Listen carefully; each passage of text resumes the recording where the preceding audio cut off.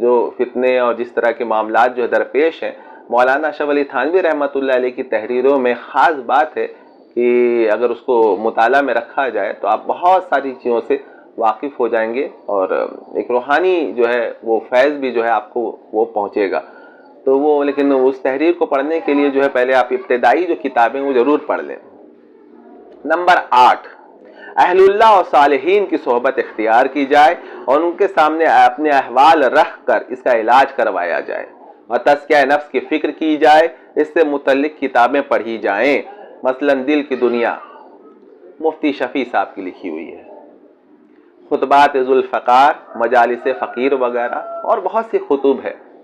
نا۔ وہ سلسلے میں مطلب یہ کہنے کا یہ ہے کہ آپ اہل اللہ کو تلاش کریں، وہ یہ نہیں ایک رسمی پیری مریدی جو چلی اس سے وہ فتنہ کیا ختم ہوگا اور کیسے آپ فتنوں سے بچیں، بلکہ وہ خود ایک فتنہ ہے۔ تو آپ اہل اللہ کو تلاش کریں۔ اہل اللہ کو پہچاننا بڑا آسان ہے کہ آپ دیکھیں کہ شریعت کی ترویج و اشاعت اور خود عمل کرنے میں وہ کہاں تک جو وہ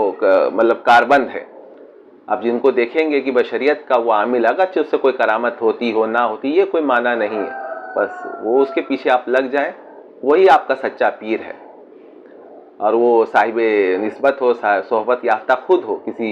اس کا، وہ معلوم کر لیں گے علماء حق اور اس سے کہ بھائی اس وقت جو ہے ہم کو کن کے ہاتھ پہ بیعت کرنا چاہیے۔ تو یہ بہت بڑا مطلب یہ ہے، فتنوں کو بچانے کے لیے بہت ہے۔ آپ کو ذکر وغیرہ بھی تلقین کریں گے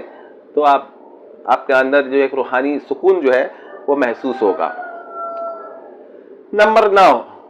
اپنے بچوں کی دینی تربیت کی جائے، بچوں کو پر خاص طور سے ان کو صرف موبائل فون